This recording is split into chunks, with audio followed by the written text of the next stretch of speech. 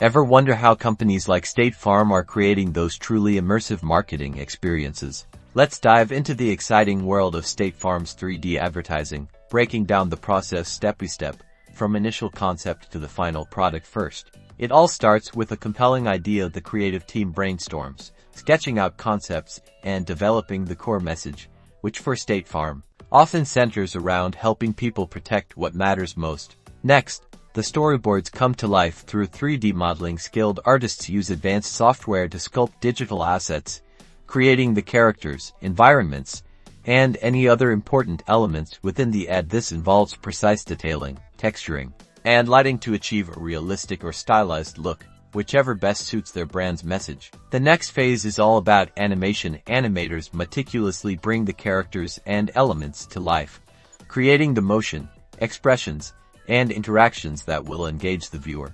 Usually using motion capture technology or through keyframe animation, they work to ensure fluid movement that is both visually appealing and true to the State Farm brand. After animation, the magic of post-production begins here.